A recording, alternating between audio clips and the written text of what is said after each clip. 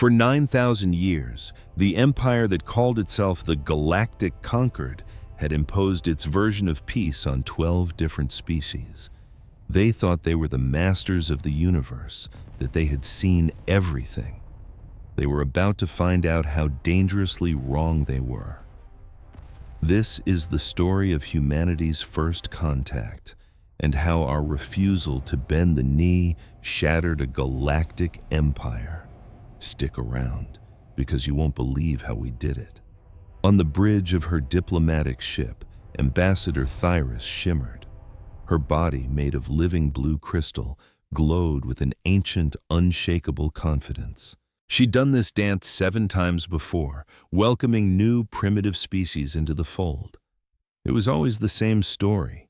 They'd be terrified, overwhelmed by the sheer power of the conquered. Thyrus would then play the gentle guide, calming their fears and explaining the new rules of their existence. It was less like diplomacy and more like adopting a stray animal.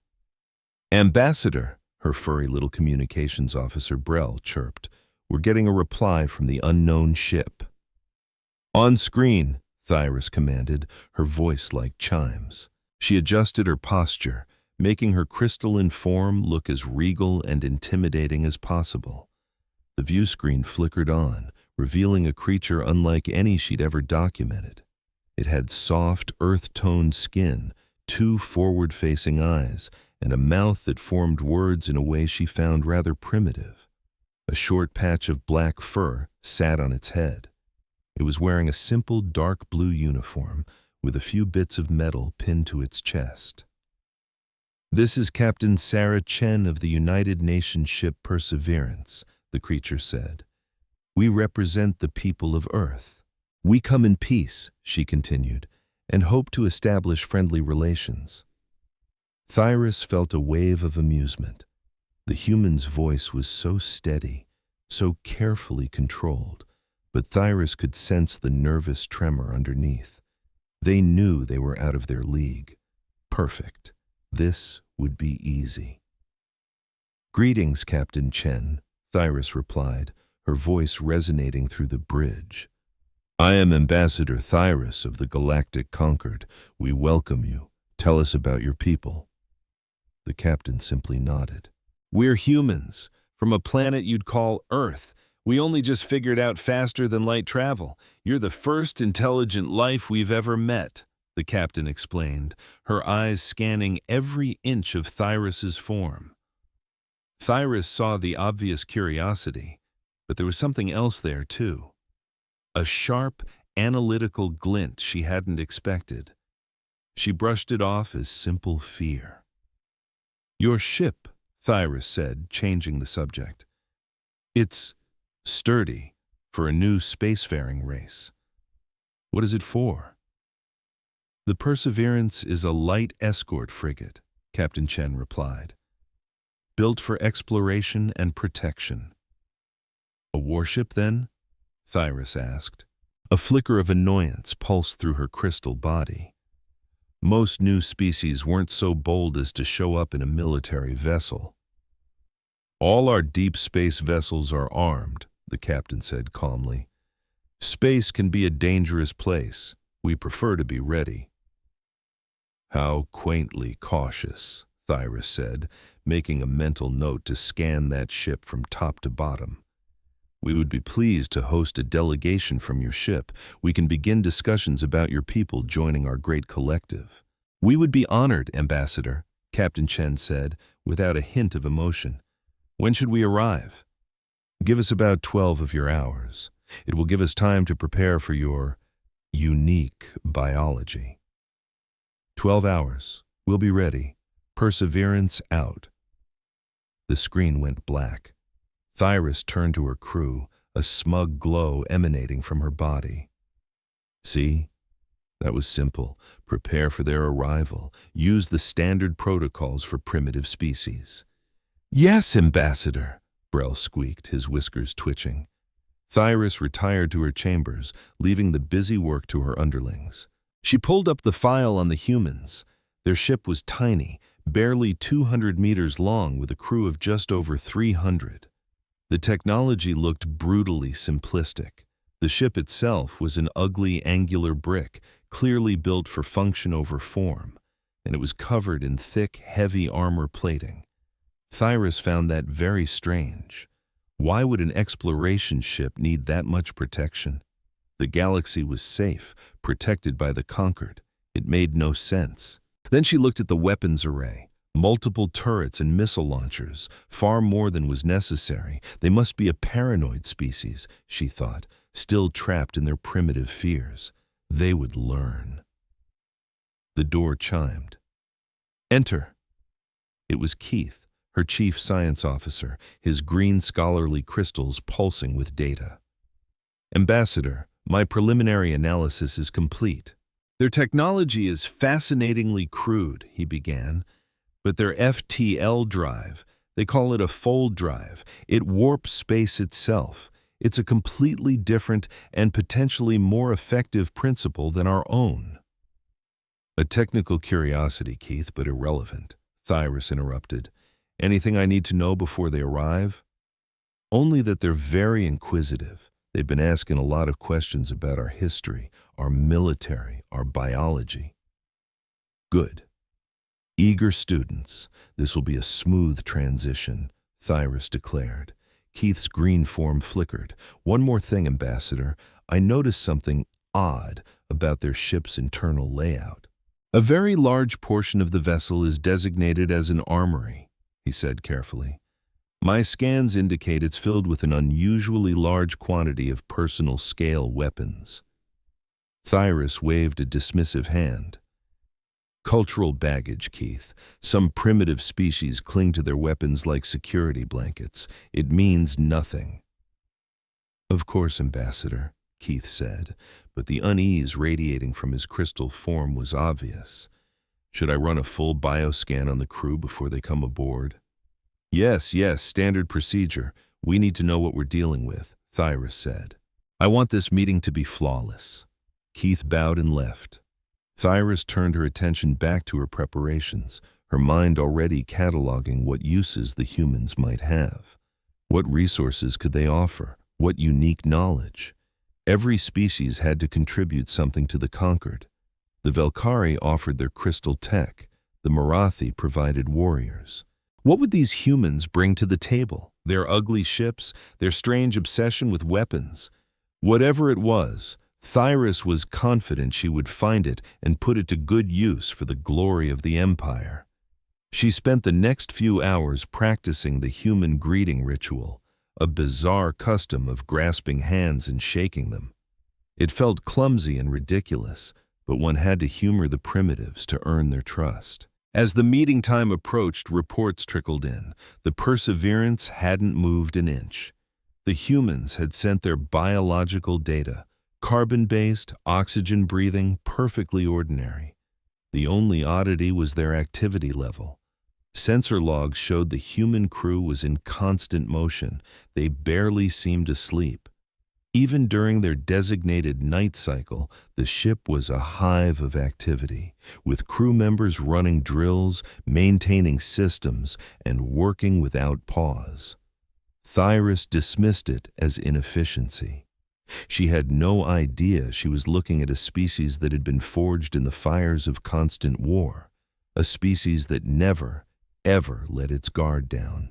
Imagine thinking you're about to welcome a lost puppy into your home, only to realize you've just opened the door for a pack of wolves. That's the mistake Ambassador Thyras was about to make. She figured the newcomers were just thrilled about making first contact and that they'd settle down once it all became routine. As the meeting time drew near, Thyras headed to the main airlock where her team was waiting. She'd handpicked a diverse group to represent the galactic community, a Braille communications expert, a tough Marathi security officer, a plant-based Verdani biologist, and a couple of her fellow Velkari diplomats. She told her team, "Remember, these beings are new to all this. They'll be jumpy and easily overwhelmed. Speak slowly, no sudden moves. We need to make them feel safe." Her hulking reptilian security officer Grath just clicked his teeth, which for his species was a hearty laugh. You talk about them like they're children, Ambassador, he rumbled. Surely they can't be that fragile. Thyrus replied, Every new species is fragile in its own way. Our purpose is to gently guide them into the light of civilization. She turned toward the airlock, her crystalline body shimmering with a confident blue glow. In just a few moments, she would be the first to greet a human stepping onto a vessel of the Galactic Concord. It was a monumental day, the dawn of a new friendship. Thyrus had absolutely no clue how catastrophically wrong she was. When the airlock indicator flashed green, signaling the human shuttle had docked, Thyrus composed her features into what she hoped was a warm, welcoming expression as her delegation stood formally behind her. The airlock door hissed open, and Thyrus got her first real look at a human. Captain Sarah Chen walked through first. She was much smaller than Thyrus had imagined, her head barely reaching the ambassador's chest.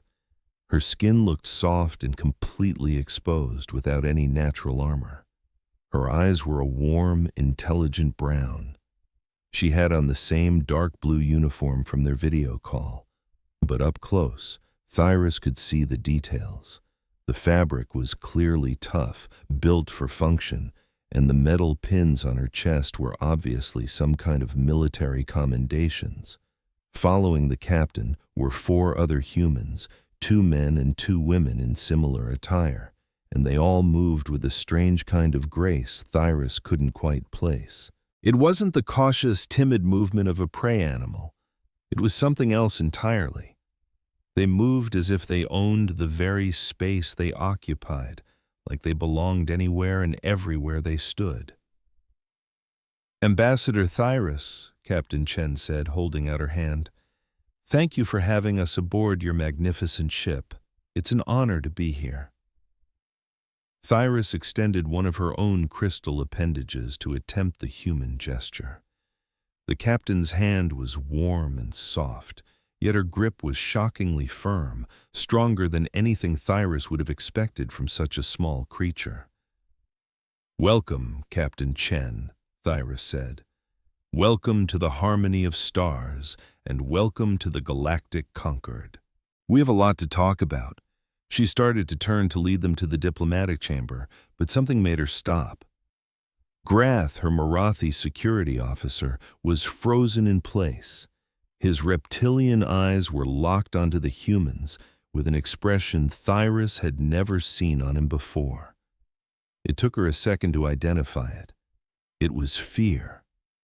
Grath, a warrior who hunted the deadliest predators on a dozen planets and had never backed down from anything, was terrified of these small, soft-skinned visitors. Thyrus mentally filed that bizarre observation away.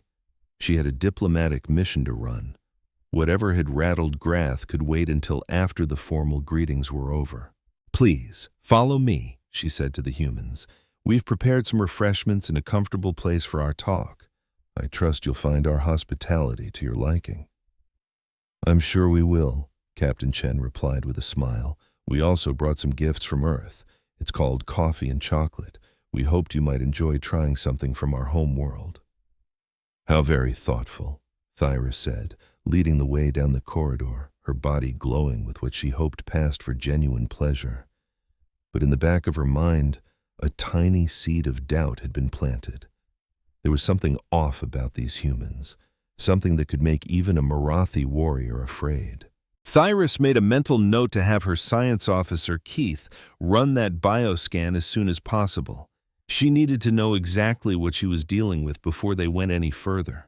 She couldn't possibly know that the results of that scan would completely shatter everything she understood about the universe. The diplomatic chamber was the crown jewel of the harmony of stars.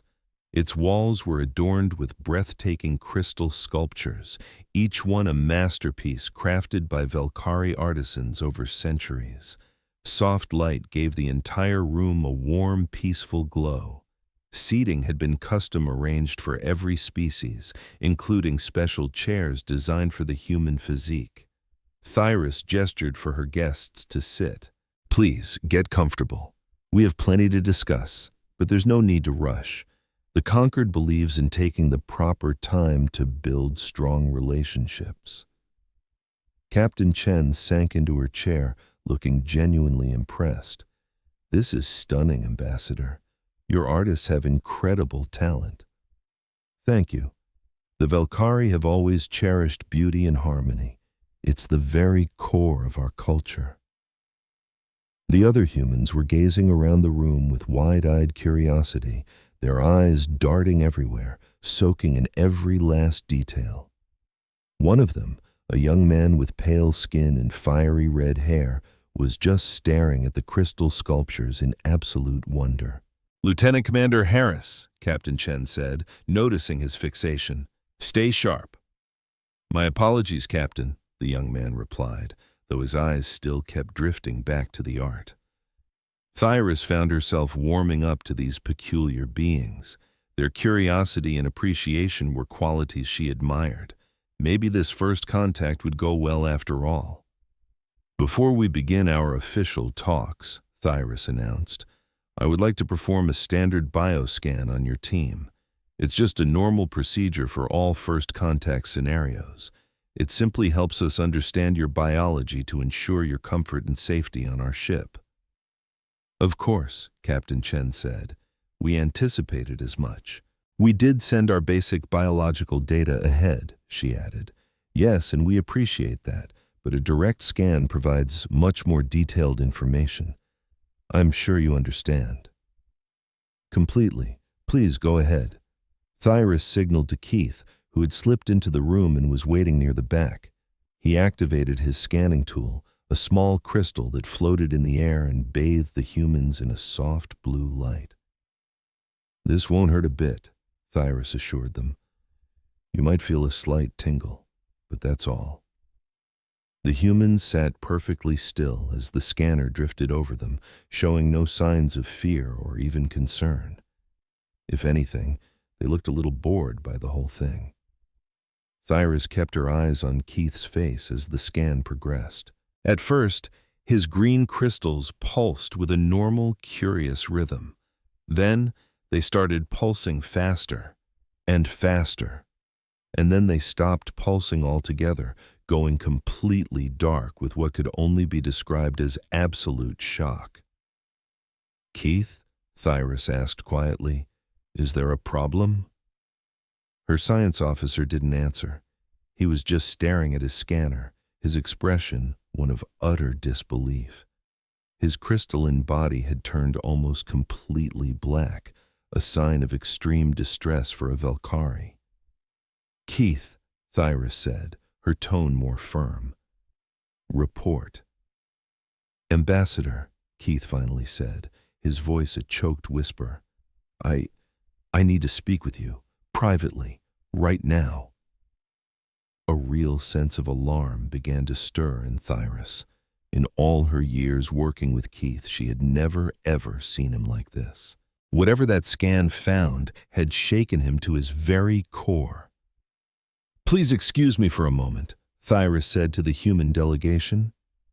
A minor technical issue needs my attention. My colleagues will entertain you. She led Keith out of the chamber and into a small side room.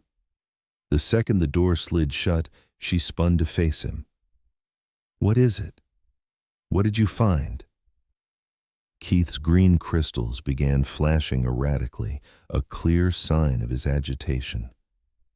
Ambassador, I ran the bioscan 3 separate times.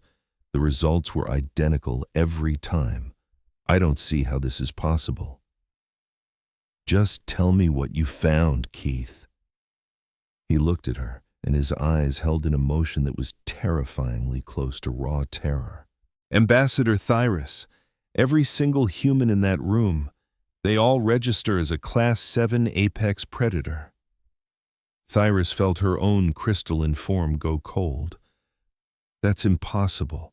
Run the scan again. I ran it 3 times, Ambassador. The results are consistent, he insisted. These creatures, these humans, they are among the most dangerous life forms we have ever recorded. Thyris just stared at her science officer, struggling to wrap her mind around his words. A Class 7 apex predator.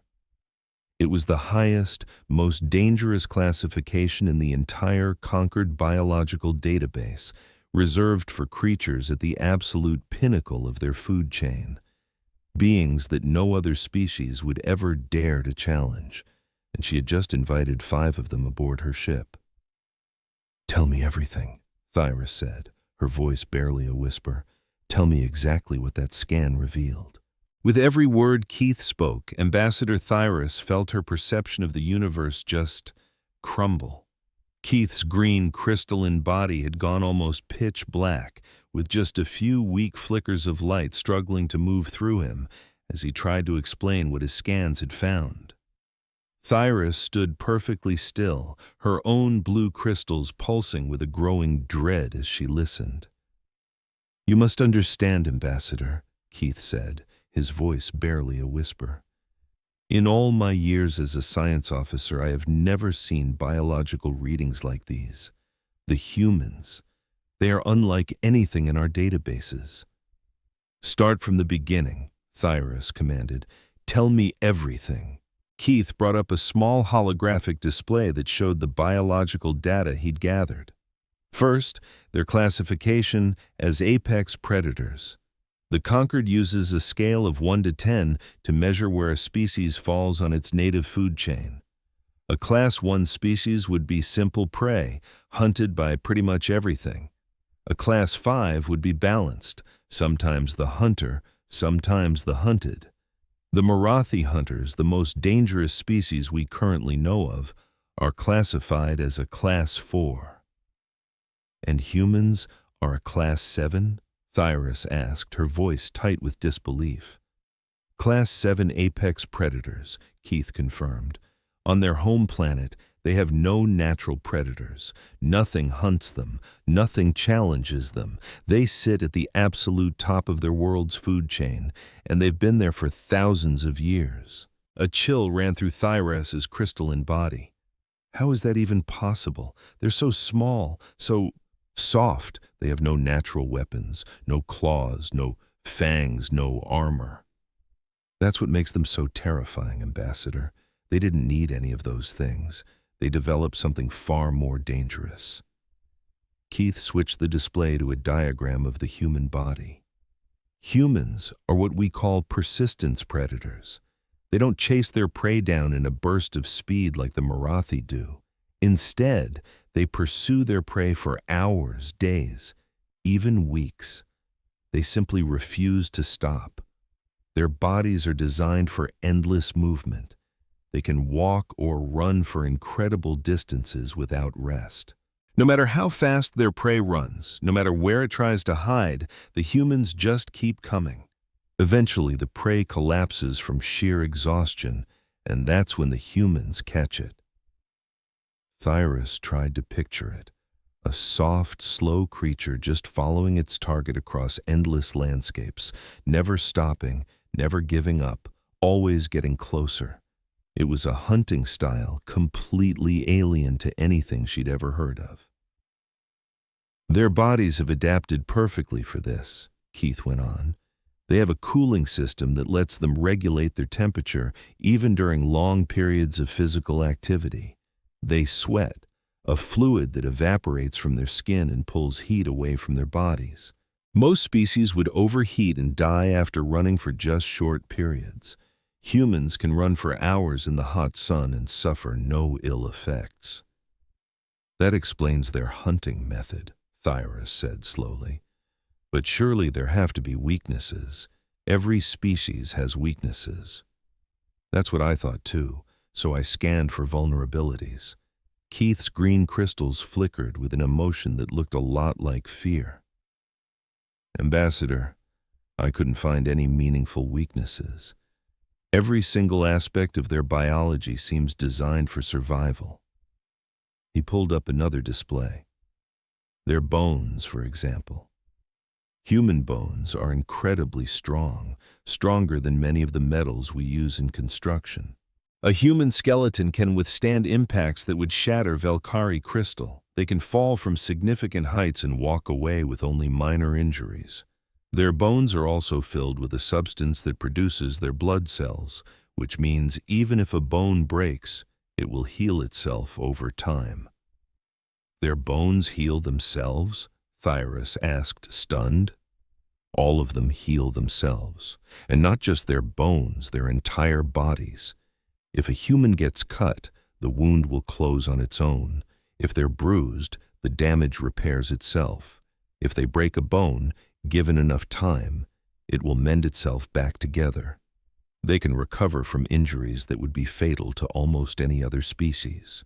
Thyras thought about the advanced medical technology the conquered used: crystal therapy, regeneration chambers, tissue reconstruction. All of it required complex machines and skilled operators, but humans apparently didn't need any of that. Their bodies just fixed themselves. There's more, Keith said. Their immune systems are remarkably aggressive. Their bodies are filled with microscopic organisms called bacteria. Some are harmless, but many are deadly. Their bodies have learned to live with these organisms, to use them, to weaponize them.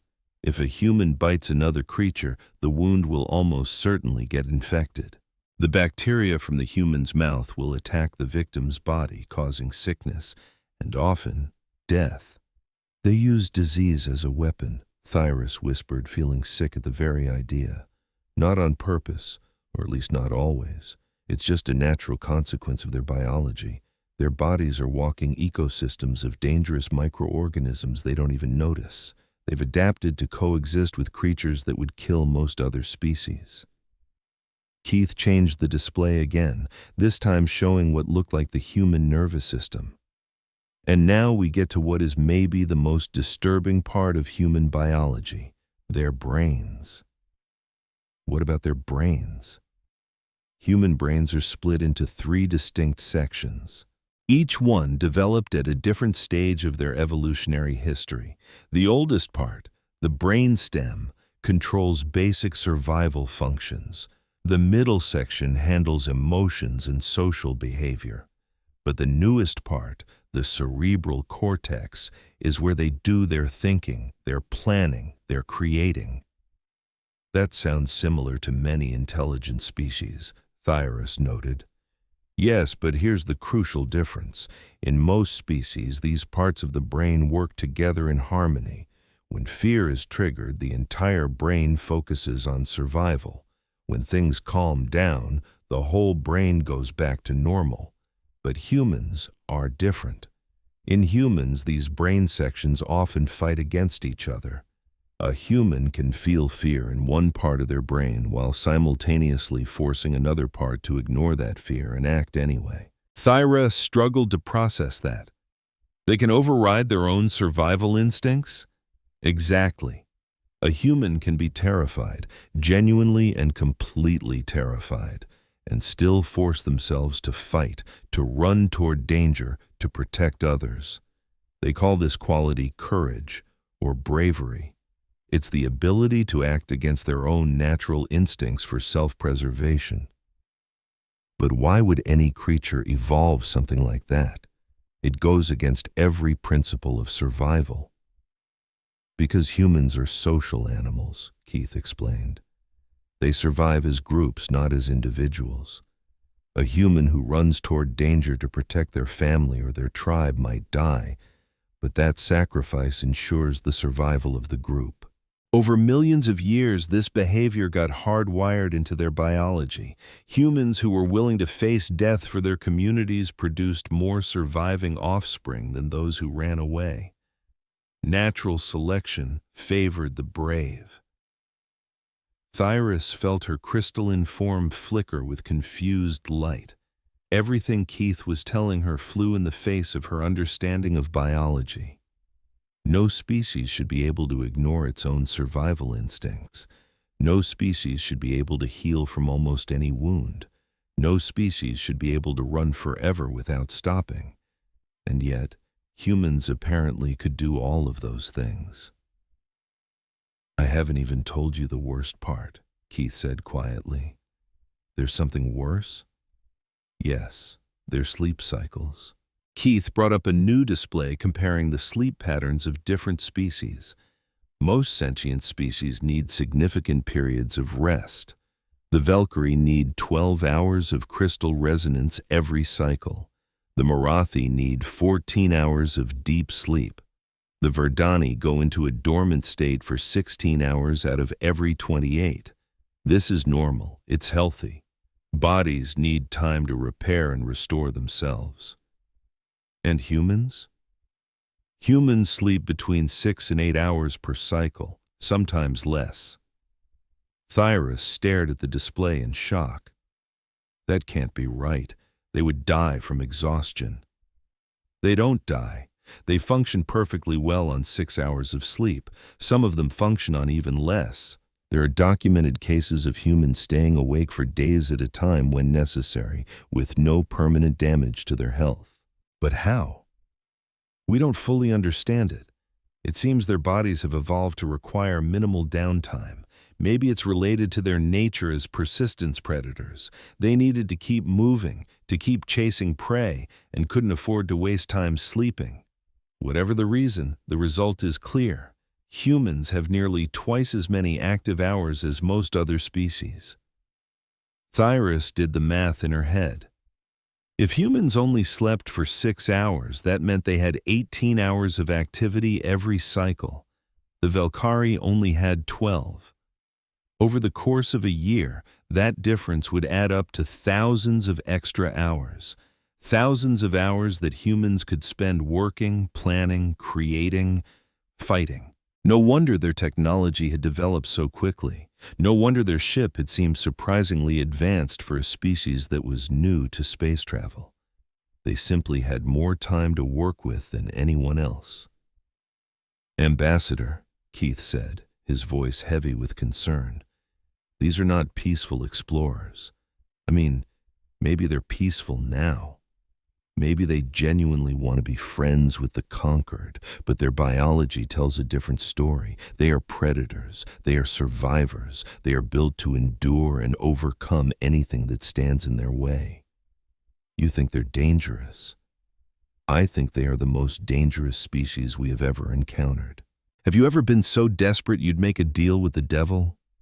That's where Ambassador Thyras was. Her people, the galactic conquered, were losing a war against the Marathi, fierce, predictable predators who hunted, killed, and rested like clockwork. But now, a new species had arrived, and they didn't fit any pattern.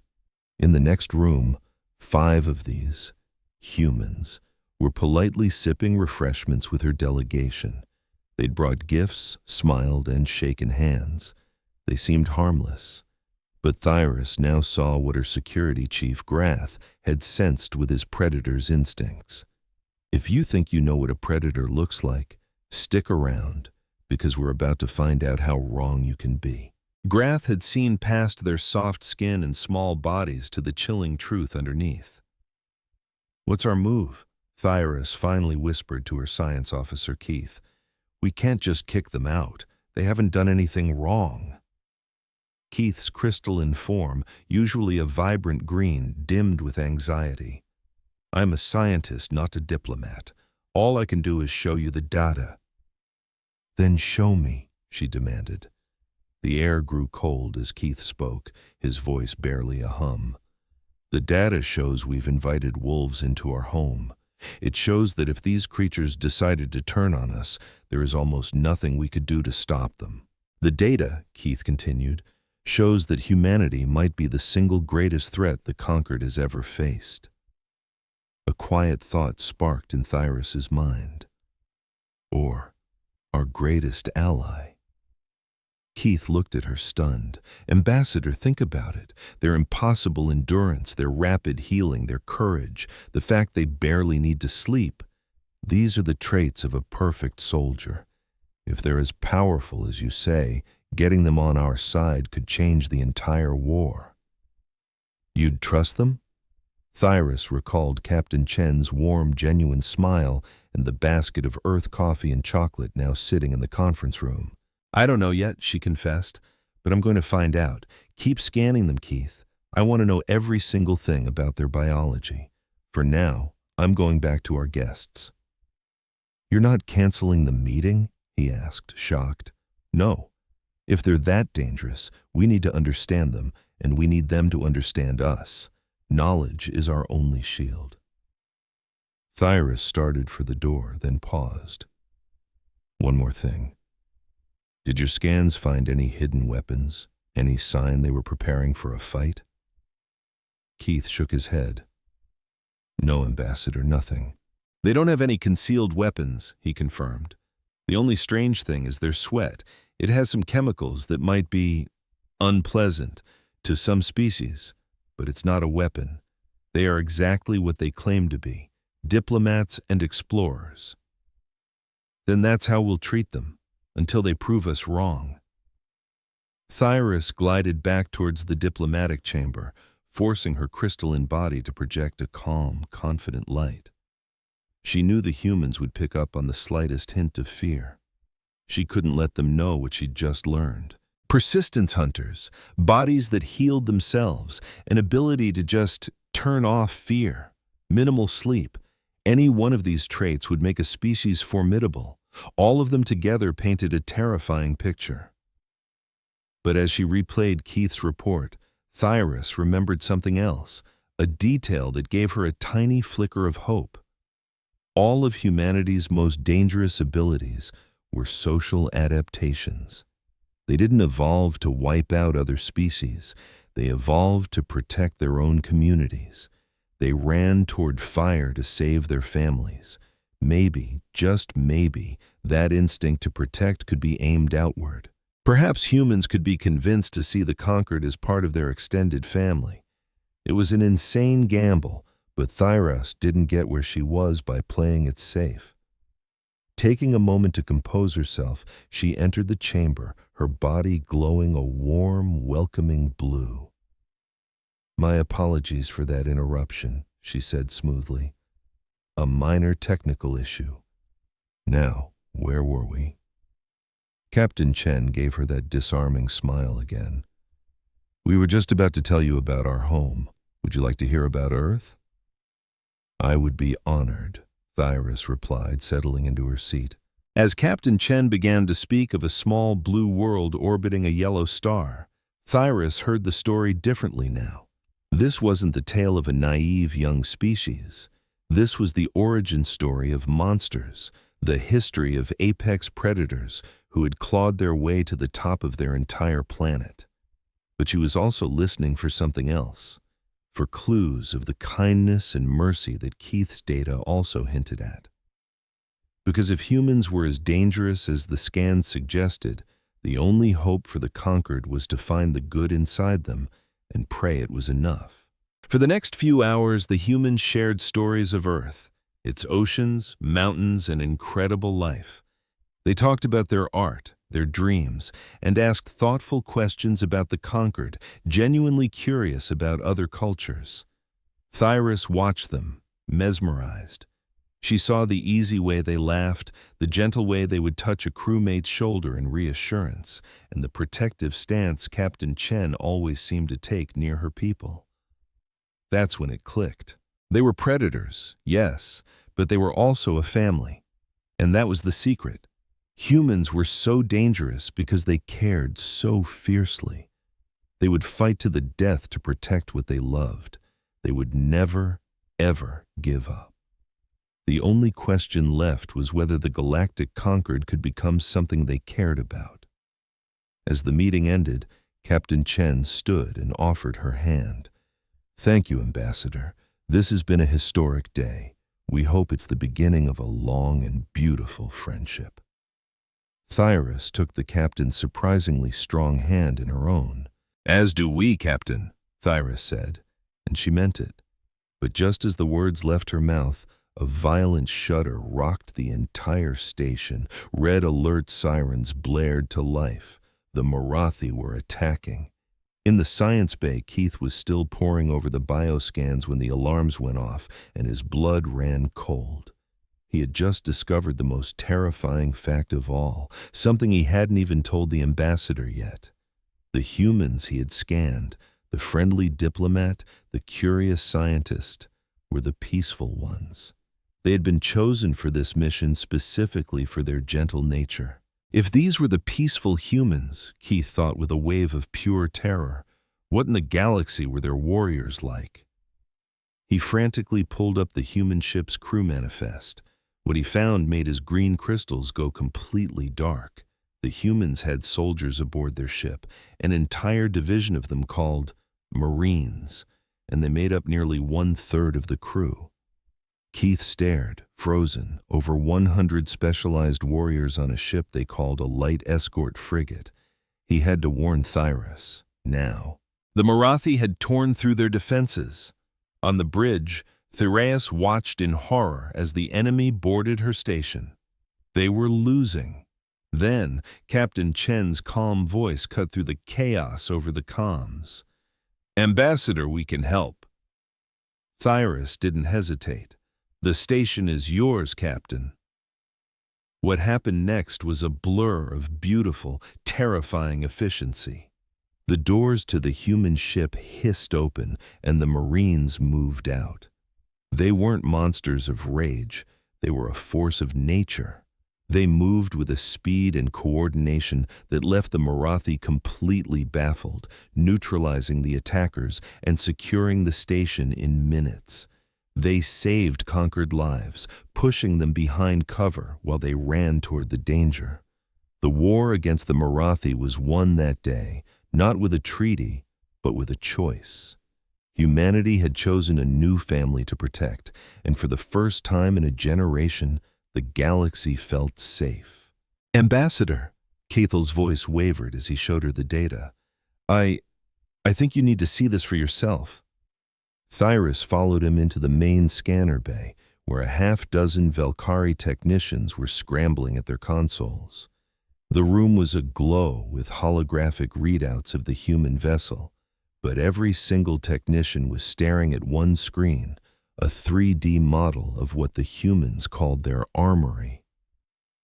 "That can't be right," Thyrus breathed, staring at the image. "Your scanners have to be malfunctioning." "I've run the diagnostics 6 times, Ambassador. The readings are accurate." The armory consumed nearly 15% of the entire starship.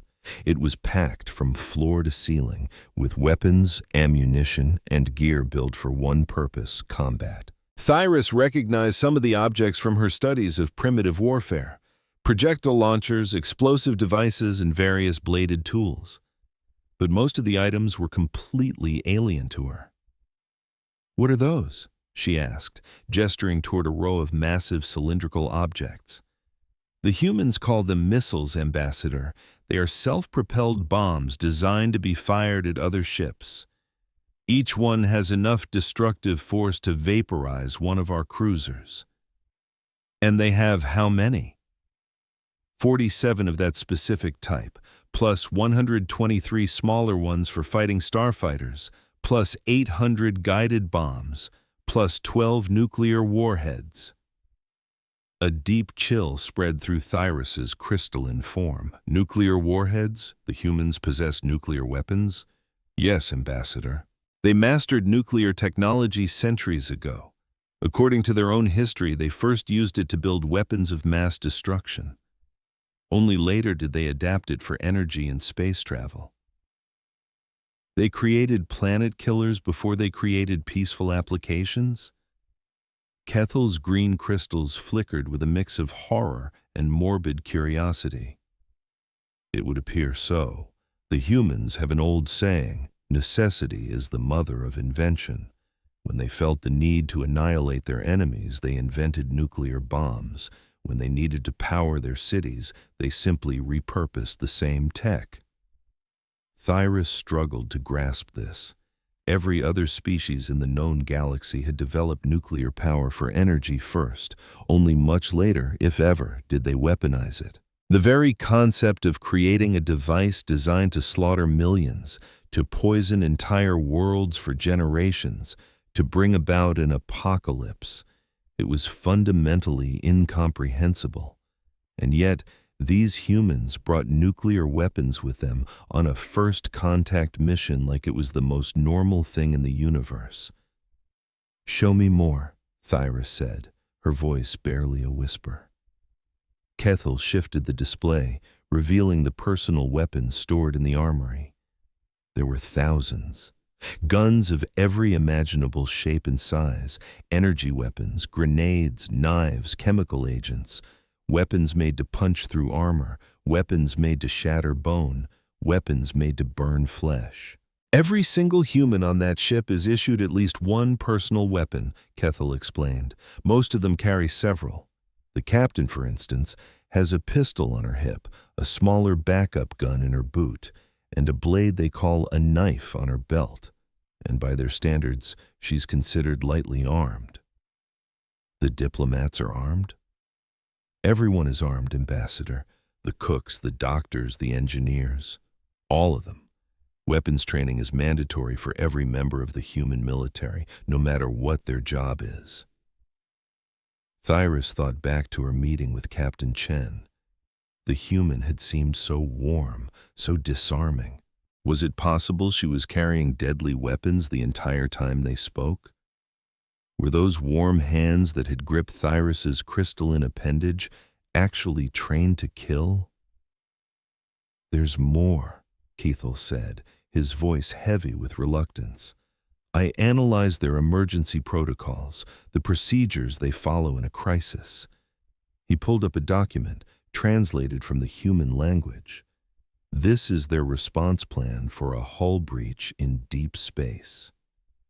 Thyris read the text, her crystalline structure seeming to dim with every word.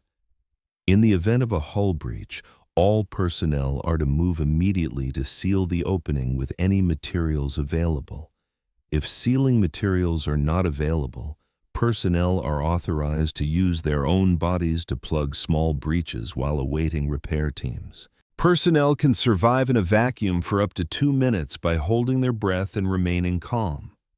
Sacrificing one crew member to seal a breach is deemed acceptable if it saves the ship and the remaining crew. They expect their people to plug holes in the ship with their bodies? Thyris whispered in disbelief. "Yes, Ambassador. And according to their training manuals, many humans have done it successfully. They can hold their breath for several minutes, even in a vacuum. Their bodies are tough enough to handle the pressure difference for a short time." Thyris read on, her horror growing as she scanned sections on fire suppression, toxic atmosphere containment, and battle damage control. Every single protocol was built on the same terrifying philosophy. Do whatever it takes to save the ship and the mission, even if it means sacrificing individuals. One phrase kept appearing over and over. "Acceptable losses." "What does this phrase mean?" Thyris asked. "Acceptable losses." Kethel's crystals went dark. "It's a military concept, Ambassador. It refers to the number of casualties a commander is willing to accept to achieve a goal. Humans calculate, in advance, how many of their own people they're willing to let die. Then they proceed with the mission, fully expecting those deaths." Thyris felt a wave of nausea. They plan for their own people to die. Yes, they factor death into their equations. They train their soldiers to see the possibility of their own death as just a part of the job. And when soldiers fall, the others just keep fighting. They don't stop. They don't surrender. They just keep going. But surely they grieve for their dead. The loss of life must impact them. Oh, absolutely. Humans feel profound grief. Their emotional bonds are shockingly strong, maybe stronger than any species we've ever met. They love with a fierce passion, and when someone they love dies, the pain is catastrophic for them. Then how can they possibly keep fighting?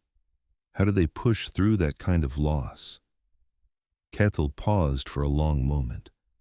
"I believe that's precisely why they keep fighting, Ambassador. They don't continue in spite of their grief. They continue because of it. They fight to honor their fallen friends."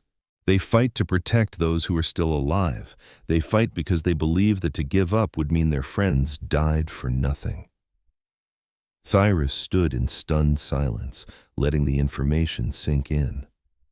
This painted a picture of a species that wasn't just dangerous, but fundamentally alien in a way the Velkari had never imagined. Humans weren't mindless savages. They loved, they grieved, they formed powerful connections. But that love, that incredible capacity for connection, didn't make them weak. It made them terrifyingly strong. It gave them a reason to fight.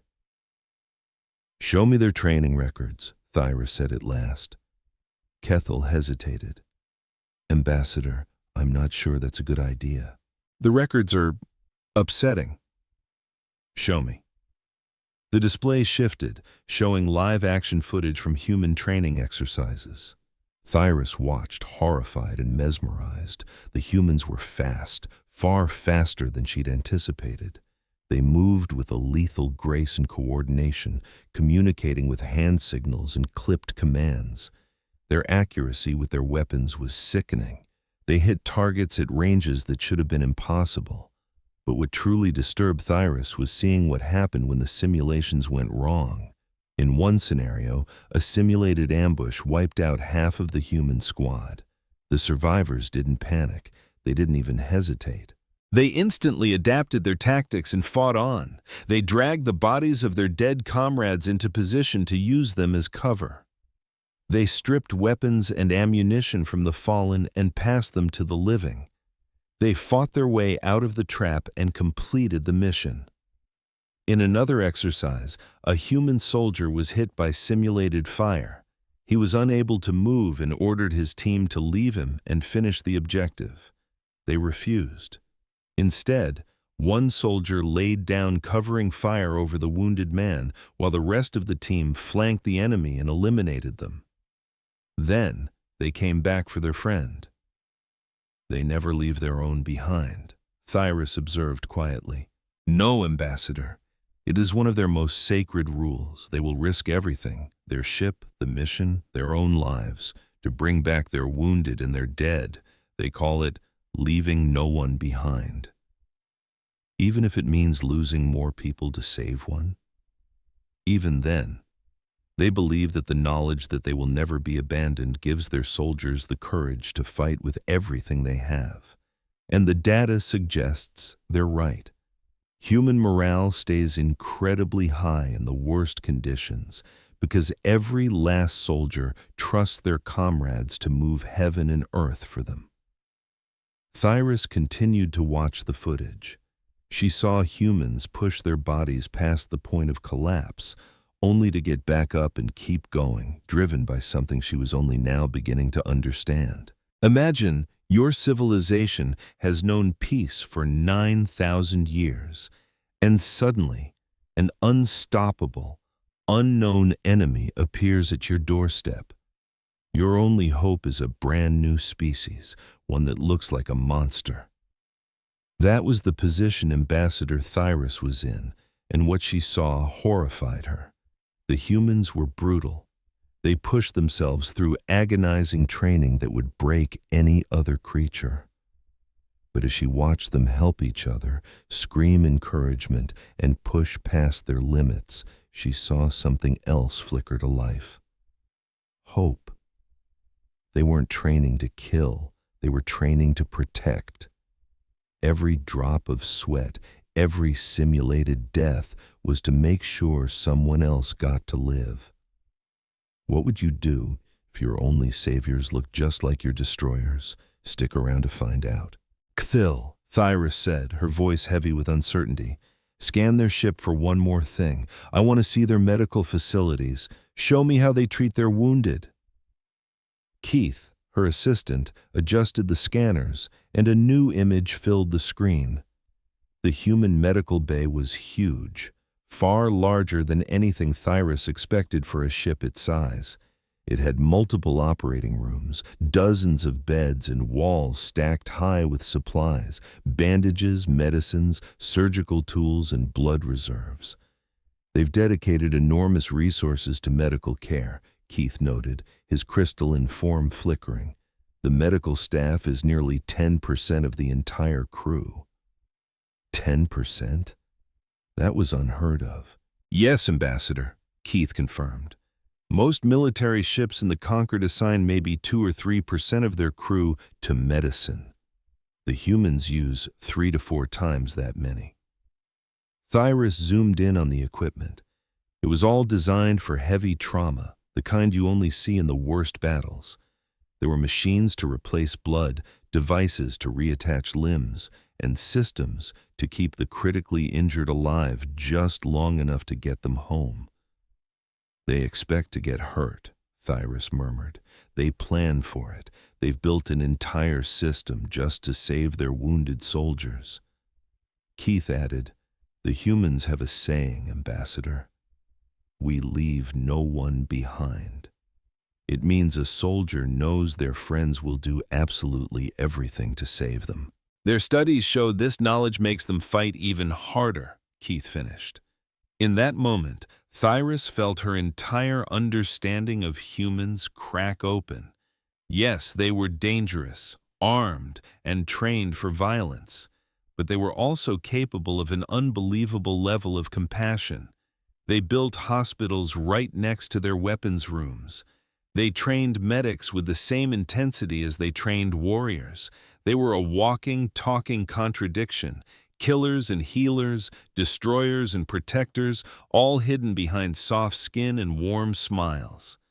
"I need to speak with Captain Chen again," Thyrus announced. "Set up another meeting." "Ambassador, are you sure that's a good idea after all this?" Keith asked, his form pulsing with worry. "That's exactly why I have to," she replied. "I've seen what they're capable of. Now I need to find out what they choose to do with that power." Keith bowed his head in acceptance. "I'll make the arrangements." As Thyrus walked away, her mind raced. The Galactic Concord had kept the peace for millennia through careful words and cooperation. But how do you handle a species that can't be beaten the old-fashioned way? The humans didn't seem to want war. They had come looking for friends, but Thyrus knew friendship with a species this powerful wouldn't be easy. It would have to be built on real trust and respect, and trust is earned with actions, not words. She had to prove to the humans that the rest of the galaxy was worthy of their friendship, that they could be trusted allies, part of the family Keith had mentioned. This was suddenly the most important diplomatic mission of her entire life, maybe the most important in the history of the Concord. If she failed, if the humans decided the galaxy was a threat to be removed, then 9,000 years of peace would shatter into dust. The humans were here, and things had to change. The only question was whether that change would be peaceful or forced. Back on the ship, Keith kept digging. He ran a cultural analysis, trying to understand what made humans tick. What he found kept him awake for the next 40 hours, his green crystals glowing with a mix of pure fascination and absolute terror. It turns out the humans hadn't just brought guns on their first contact mission. They had also brought gifts: coffee, chocolate, and something else entirely: music. Thousands of hours of it, from every corner of their world and every moment in their history. There were songs of love and heartbreak, victory and defeat, hope and despair. There were battle hymns that made your pulse race, and lullabies that could soothe a crying child. It was the entire human experience, turned into sound. Keith played a song called "Ode to Joy" and felt a feeling he'd never known. He listened to something called "The Blues" and felt a deep, ancient sadness. He heard war drums and felt an instinct to fight he never knew he had. The humans hadn't just evolved to be predators. They had evolved to create breathtaking beauty, to share their deepest feelings through art and story, to reach across the cold, empty void of space and touch the hearts of strangers. And as Keith sat there, surrounded by data on weapons and combat, he began to weep crystalline tears. Not out of fear, but out of awe. He had just realized that the most dangerous species in the galaxy might also be the most beautiful, and he had no idea what that meant for anyone. But his research wasn't over. He hadn't slept in 3 days, but he couldn't stop reading. The humans had shared their cultural database as a sign of peace, and what Keith found inside was the single most terrifying thing he had ever seen. It wasn't a weapon or a virus. It was their history. Human history was a complete and utter nightmare. Holographic screens filled his study, showing timeline after timeline of wars, plagues, famines, and disasters. The list never ended. The Galactic Concord's last major war was 9,000 years ago, a small dispute that killed fewer than 10,000 people. It was considered their darkest hour. Humans had killed 10,000 people before breakfast on a normal day during something they called World War II. Keith stared at the records for that single conflict. It lasted 6 years and killed over 70 million people. 70 million. The number was so big it was meaningless. Entire cities were turned to ash. People were murdered in factories built for the sole purpose of killing. They had dropped 2 weapons on cities that vaporized hundreds of thousands of people in an instant. And that wasn't even their worst war. It was just their most recent big one. Before that was World War I, and before that, a chain of bloodshed stretching back to the dawn of their time. Humans had been fighting each other since they learned to stand. They had entire fields of study dedicated to it: military science, tactics, strategy. They wrote poems about war, built statues for their dead, and even created war games for their children to play. From the moment they were born, they practiced conflict. But the true horror wasn't the violence itself. It was what the violence created. Nearly every single one of their greatest technological leaps was born from war. The internet? A military communication network, jet engines made to build better bomber planes, their amazing medical technology, advanced by patching up soldiers on the battlefield. Even their ability to preserve food was developed to feed armies. Nuclear power, rockets, GPS, computers, all of it came from their fear of each other. They didn't invent things for the joy of it. They invented things because they were terrified their neighbor would invent a better weapon first. They were a species forged in constant, unimaginable fire, a cycle of destruction and creation that had made them the most dangerous and compassionate beings the galaxy had ever known. It's true that human progress was forged in fire. Their greatest medicines were born from treating wounded soldiers. Their most advanced communication systems were designed to coordinate armies. For their entire history, it seemed fear and violence were the engines of their innovation. And yet, when Keith pulled up the section of their database labeled Art, the narrative began to unravel. He spent hours mesmerized by their paintings, seeing images of haunting beauty, landscapes that perfectly captured the glow of their sun, and portraits that felt like a window into the subject's very soul.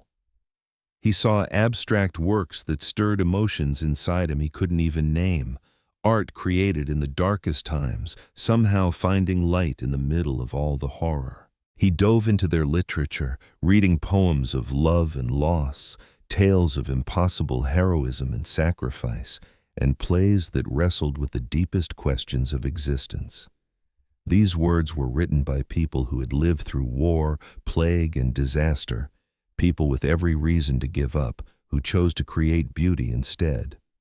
He listened to their music, to symphonies that stole his breath and folk songs that brought tears to his eyes. He heard hymns of hope sung by people who had absolutely nothing left to hope for. The humans were monsters, yes, but they were also artists. They were killers, but they were also dreamers. They were destroyers, but they were also creators. Keith then found records of their charities, massive organizations dedicated to helping the poor, the sick, and the displaced. He found countless stories of humans risking their own lives to save complete strangers, of bitter enemies becoming friends, and of former soldiers working side by side to rebuild everything they had just torn down. After every single war, they rebuilt. After every disaster, they recovered. No matter how much they suffered or how many lives were lost, they simply refused to quit. They kept fighting, they kept creating, they kept hoping. That's when Keith stumbled upon something called the Marshall Plan. After their Second World War, the winners gave unbelievable amounts of money and resources to rebuild the very nations they had just fought and defeated. They lifted their former enemies out of the rubble and helped them become prosperous again, turning devastated countries into allies and trading partners. It made absolutely no sense. Why would you spend years trying to destroy an enemy only to then help them rebuild? Keith found the answer in a speech from a human leader named George Marshall. It turns out the humans had learned a hard lesson. You can't build a lasting peace on victory alone. Crushing your enemy only plants the seeds of hatred in future wars. Real peace, they discovered, required helping the defeated get back on their feet, giving them a reason to believe in the new world, and turning those enemies into friends. They learned this over thousands of years of bloodshed.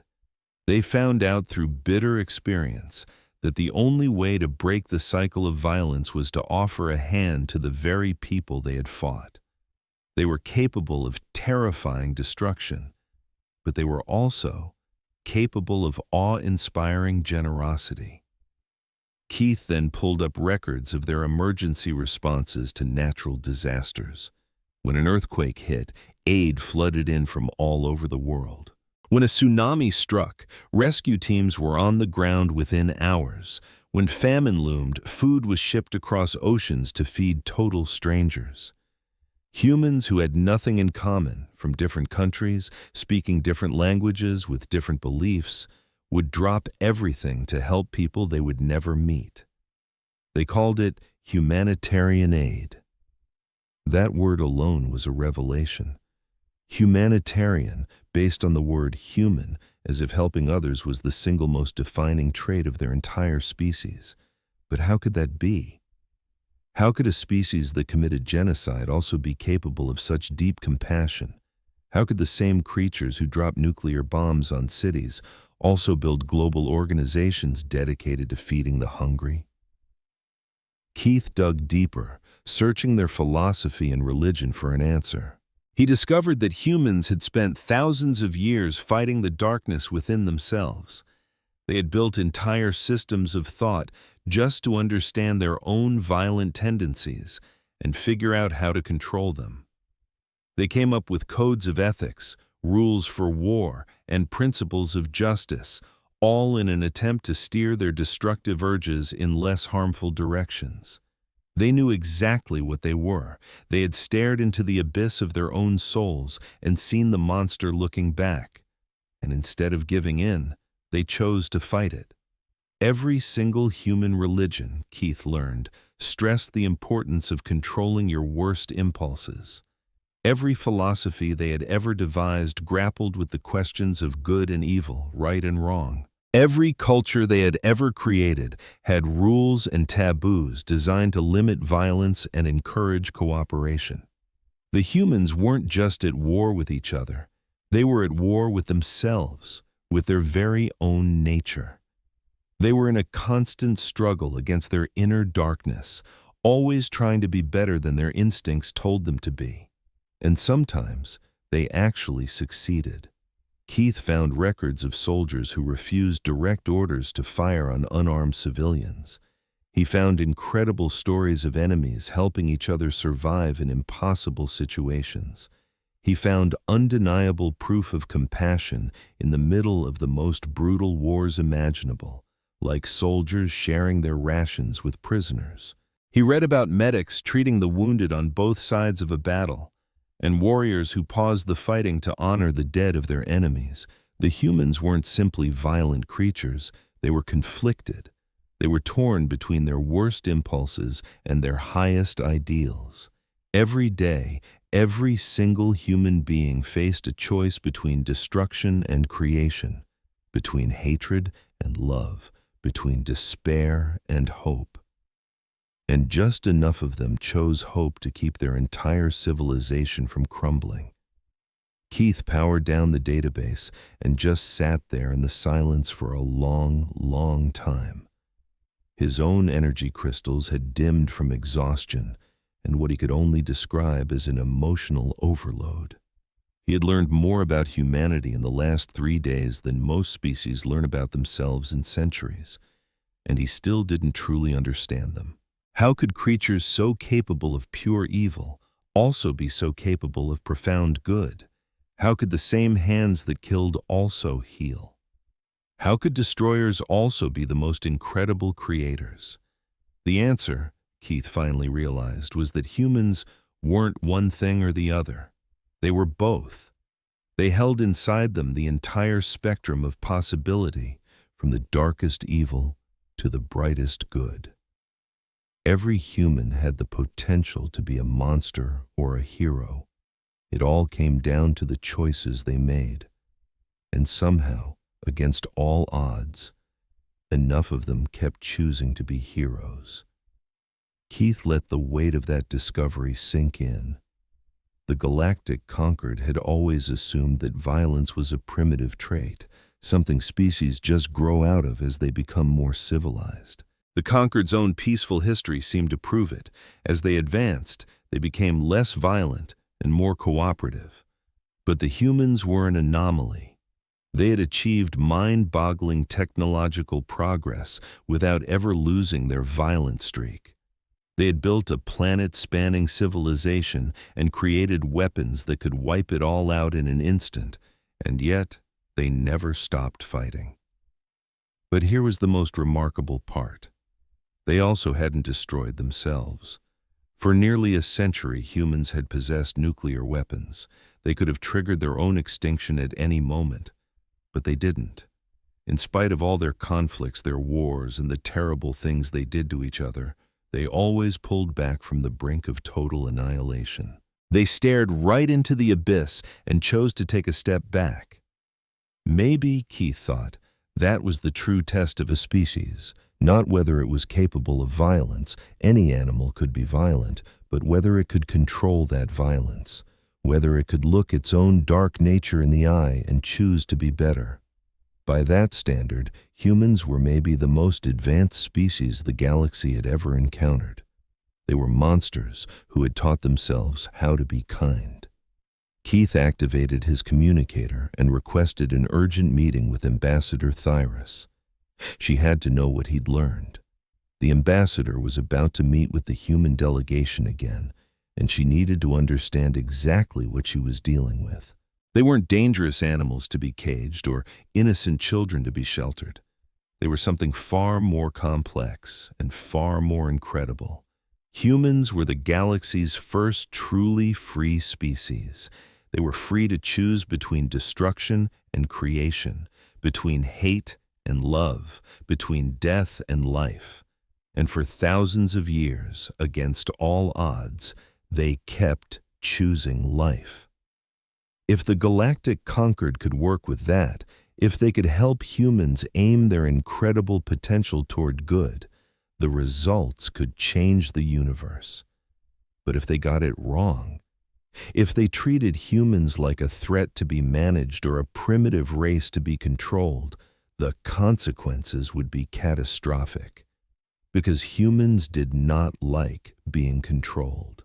Their entire history was one long story of resistance against tyrants, rebellion against oppressors, and fighting for freedom no matter the cost. The conquered had to approach humans as equals, as partners, as potential allies for whatever came next. Because one thing was for sure, now that humans were in the galaxy, everything was about to change. Keith gave his notes one last look before heading to the ambassador's chambers. He had put his findings into a neat report, but he knew no document could ever capture the truth of what he'd found. The humans were coming, and they were bringing everything with them. the capacity for unimaginable destruction and unparalleled creation. They were bringing their weapons and their art, their violence and their compassion, their darkness and their light. Imagine being on trial for the survival of your entire species and you don't even know it. That was the terrifying reality for humanity. As their little ship, the Perseverance, drifted in the silent dark, a life-or-death debate was raging inside the massive alien vessel beside it. And if you think humanity deserves a fair shot, stick around to see if one lone voice can save them. My name's Kethel, and I was that voice. I'd studied them, and what I found was both terrifying and beautiful. I had to get to the ambassador's chamber, fast. The most important conversation in galactic history was about to start, and I wasn't sure if I was running to save humanity or to warn my people against them. The Perseverance looked so fragile against the endless starscape, totally unimpressive. But I knew the truth. That tiny ship held a people who had survived ice ages, killer plagues, and endless wars. They were a people who had cracked the secrets of the atom, walked on their own moon, and were now reaching for the stars. They had stared into their own dark hearts and simply refused to give up. They might just be the most important and most dangerous species the galaxy has ever seen. I picked up my pace. I had so much to explain to Ambassador Thyrus, and so little time to make her understand before the emergency council meeting she had called. The conference room was already packed with delegates from a dozen worlds, all waiting to pass judgment on the humans. You could cut the tension with a knife. Grath, our security chief, wasn't hiding his feelings. "These creatures are a plague," he snarled, his reptilian scales darkening with anger. "Their history, their biology, their weapons, it all screams violence. We need to lock down their solar system right now and keep them from spreading." "I agree," hissed Magistrate Velen, her plant-like body rustling in agitation. "We've had 9,000 years of peace. We can't throw that all away for a species that has never known a day of it." One by one, others chimed in. The delegate from the Braille Collective wanted to tag and monitor every human. The representative from the Crystal Consortium suggested fencing them into a tiny corner of the galaxy.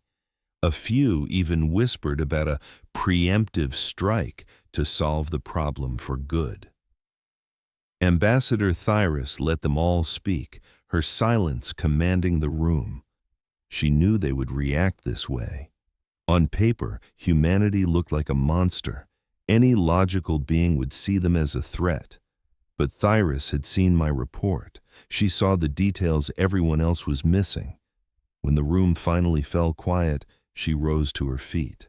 "I have heard all your fears," she began, her crystal form shimmering with a calm, steady light. "And you are not wrong. By every measure, humans are the most dangerous species we have ever met. Their bodies are brutally efficient, almost impossible to stop. Their weapons could turn our worlds to dust. Their history is a nightmare of violence that is hard to even comprehend." She let that sink in. But that same history shows something else. It shows a species that has spent thousands of years fighting its own worst instincts. It shows that for every armory they built, they also built a hospital. For every weapons factory, a school. For every military base, an art gallery. Grath let out a dismissive hiss. "Empty words, Ambassador. They don't change the facts. Humans are killers." "Yes," Thyrus said, her voice ringing with certainty. "They are. But they are also healers. They are destroyers, and they are also creators. They can be the cruelest evil, but they can also be the greatest good. The real question isn't what they're capable of, we know that. The question is, what will they choose to do with it?" "And how could we possibly predict that?" demanded Magistrate Velen. "Their history is chaos. They swing from peace to war without any warning." "You're right," Thyrus said. "We can't predict their choices, but we can influence them. We can give them a reason to choose cooperation over conflict." We can show them that the galaxy is a place of friendship and opportunity, not just another battlefield. And if they throw our friendship back in our face, Grath challenged. Then we've lost nothing, Thyrus countered. But if they accept it, if we can make them our partners, we will have gained the most powerful friend this galaxy has ever known. She brought up a display showing my analysis. Look at what they've done in just a few hundred years. They went from riding horses to flying in spaceships, from writing letters by hand to talking instantly across their entire planet, from primitive medicine to transplanting organs. Their progress is unlike anything we've ever seen. If they keep this up, in a few generations, they'll be more advanced than any of us. All the more reason to stop them now, Grath slammed his fist on the table. All the more reason to make them our friends, Thyrus shot back. Think about it. If we cage them, treat them like the enemy you think they are, what happens? Based on everything we know, they will fight, they will push back, and sooner or later they will break free. And when they do, they will come looking for us, and they will remember exactly how we treated them.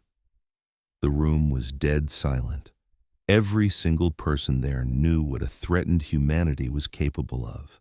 But if we welcome them, Thyrus continued, her voice softening, if we offer them a seat at this very table, with the respect they deserve, they will remember that too. Humans are fiercely loyal to their friends. They will die for the ones they love. If we can earn that loyalty, that friendship, we will never have to fear them again. You're asking us to take a massive risk, Magistrate Velen said, her voice barely a whisper. You're asking us to trust a species that has never even managed to fully trust itself. Yes, Thyrus admitted. I am. It's the biggest gamble the Conquered has ever taken, but I believe it's a risk we have to take. She shut down the display, looking each delegate in the eye. I've met their leader, Captain Chen. I looked into her eyes. I felt the warmth of her hand, and I saw something that gives me hope. What did you see? Asked the Braille delegate. I saw someone who wants to do the right thing, Thyrus said. Someone who has the power to destroy worlds but dreams of creating peace. I saw a human. Not a monster, not an angel, just a person, trying with all her might to be better than her own instincts. One person can't speak for billions, Grath protested. No, Thyrus agreed, but she can show us what her species can become. And if just one human can choose kindness over cruelty, then maybe, with our help, millions more can too. The debate went on for hours. Doubts were voiced, fears were shared, but in the end, Thyrus won them over. The Galactic Council made its choice. They would not isolate humanity. They would not threaten them. They would invite them to join the galactic community as equals. It was a monumental decision. And now, Thyrus was standing at the airlock, waiting to deliver the news herself. She had asked for one last private meeting with the human delegation before the big ceremony. She wanted to tell Captain Chen face-to-face what this decision meant, to start their new relationship on a foundation of honesty. The alien delegation waited behind her, a bundle of nerves. Grath was there, his hand resting on his weapon. I stood in the back, my green crystals practically buzzing with a mix of terror and awe. Then, the light turned green. The airlock door hissed open. Thyrus felt her core, the closest thing she had to a heart, begin to race. Captain Sarah Chen was the first one through, dressed in a crisp uniform decorated with small, shiny medals. She stood tall and confident, every bit the military officer. But the moment her eyes met Thyrus's, the soldier vanished, replaced by something warmer, something real. "Ambassador Thyrus," the captain said, her voice filled with relief. "Thank you for seeing us again. We were starting to get worried." "There was a lot to talk about," Thyrus replied honestly. Your arrival brought up many questions, and we needed to consider them carefully. The captain nodded. I get it. We knew this wasn't going to be easy. 4 other officers filed in behind the captain, their faces etched with a tension that Thyris could practically taste. She recognized them from the grueling weeks of evaluation. There was Lieutenant Commander Harris, the young man so utterly captivated by the ship's crystal architecture, and 3 others whose names she hadn't bothered to learn. They were carrying a large, worn-looking container between them. We brought more gifts, Captain Chen offered, her voice tight. We hoped we might have something to celebrate today. But they looked like a crew bracing for a death sentence, and honestly, after what we'd seen of their history, they had every right to be terrified. Stay with me to find out what happens when the most dangerous species in the galaxy is finally judged. You were right to hope, Thyris said, feeling a warmth spread through her crystalline body, causing it to faintly glow. The Galactic Conclave has reached a decision. We would like to formally invite humanity to join our community as equal partners. You will be granted full rights and privileges, Thyris continued, including access to all Conclave technology, protected trade routes, and our diplomatic channels. For a solid 10 seconds, Captain Chen was a statue. She didn't breathe, didn't blink, her eyes wide with a level of shock that transcended language. Then, slowly, a smile bloomed on her face, that peculiar human expression of joy Thyris was slowly beginning to appreciate. Ambassador Thyris, the captain finally managed, her voice thick with unshed tears, you have no idea, absolutely no idea what this means to us. For generations, we dreamed of this. We stared up at the stars, wondering if we were alone, if we'd ever find friends out here in the infinite dark. She trailed off, too overwhelmed to continue. Her eyes were glistening with moisture. Tears. Thyris recalled the file. Humans leak water from their eyes during moments of intense emotion. We are honored, Captain Chen finally choked out. Deeply, profoundly honored. We swear humanity will be a worthy member of the Conclave. We will give everything we have, our science, our resources, our knowledge. We will stand with you against any threat, any enemy. We know you will, Thyris replied softly. We have studied your history, Captain. We know exactly what humans are willing to do for those they call friends. At those words, something flickered in Chen's eyes, a sudden, dawning recognition that this decision wasn't made in ignorance. They knew. They knew exactly what humanity was capable of, both the good and the terrible. You've seen our history, the captain stated, her voice dropping to a whisper. All of it. All of it, Thyris confirmed, her own voice unwavering.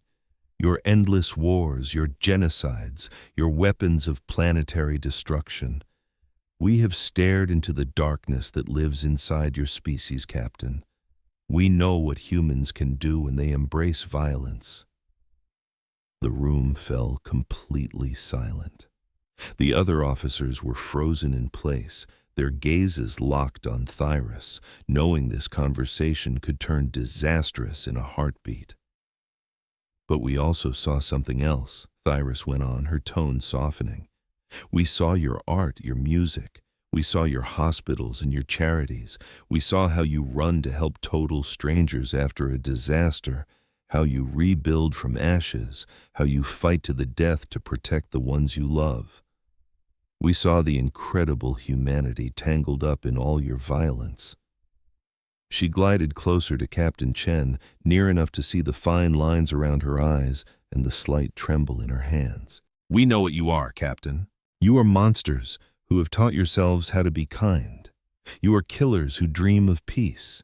You are, without a doubt, the most dangerous species the galaxy has ever known. And perhaps the most beautiful. Tears were now streaming freely down Captain Chen's face, and she didn't bother to wipe them away. "We won't pretend to be better than we are," she said, her voice shaking but firm. "We are everything you said. There's a darkness in us, and we can't deny it. We will make mistakes. We will fail to live up to our ideals. We will disappoint you."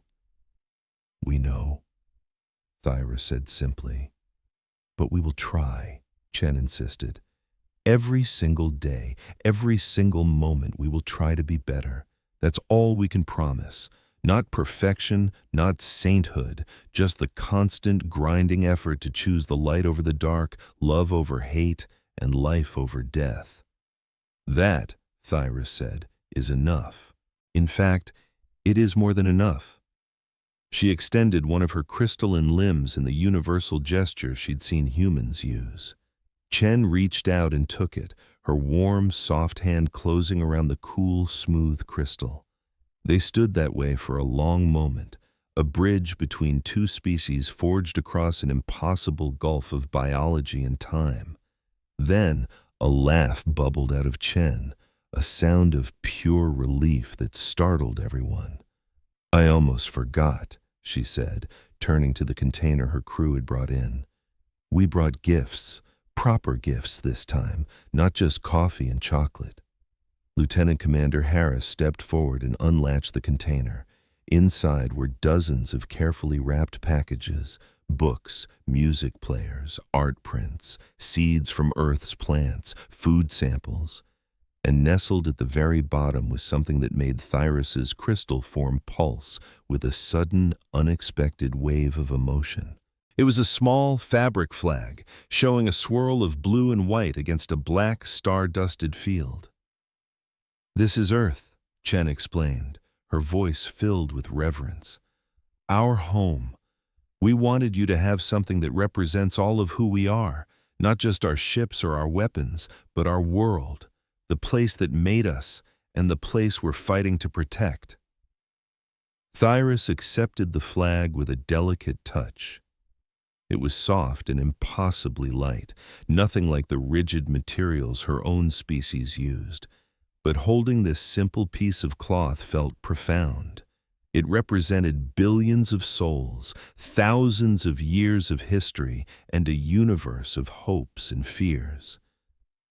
"Thank you," Thyra said, her voice resonating with deep sincerity. This means more than you can possibly know."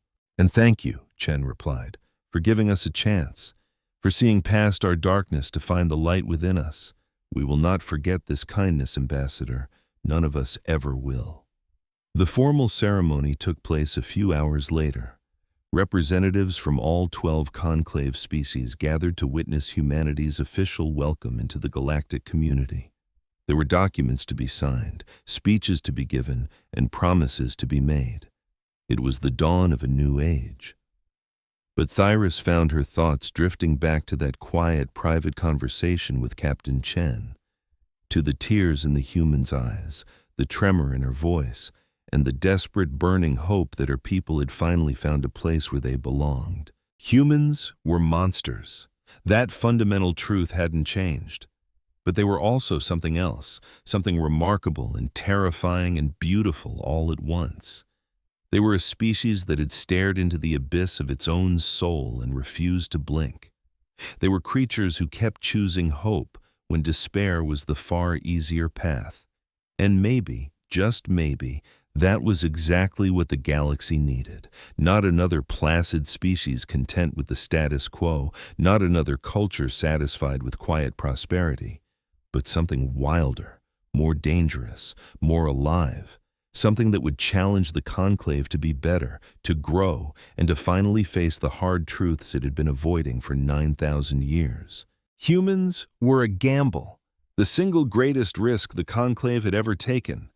But as she looked at Captain Chen's tear-streaked smile and felt the soft fabric of the Earth flag in her own crystalline hand, Thyrus felt something she hadn't experienced in centuries: hope. Maybe the monsters who chose kindness were exactly what the galaxy needed to be saved. The future stretched out before them, a vast, unknown territory of possibility. Whatever came next, Whatever challenges, conflicts, triumphs, or tragedies awaited, one thing was certain. The humans were here now, and the galaxy would never be the same. In the centuries that followed, historians would mark this as the turning point. It was the day humanity truly joined the stars, the day everything changed. But for now, in the quiet hum of the ceremony's aftermath, Thyris just stood at the viewport, watching the human ship floating in peaceful orbit next to her own vessel, the Harmony of Stars. Two ships from two different worlds, two different histories, two completely different ways of being alive. And yet, against all odds, they had found a way to exist together. Perhaps that was the real lesson of human history. Not that violence was a guarantee, but that connection was always possible. Not that darkness was inescapable, but that light was always a choice. The humans had spent thousands of years learning that lesson the hard way. Now they were here to share it with the rest of the galaxy. And Thyris, for the first time in her very long life, felt truly optimistic about what was to come. The monsters had finally arrived, and they had brought hope with them. The stars had never looked so bright.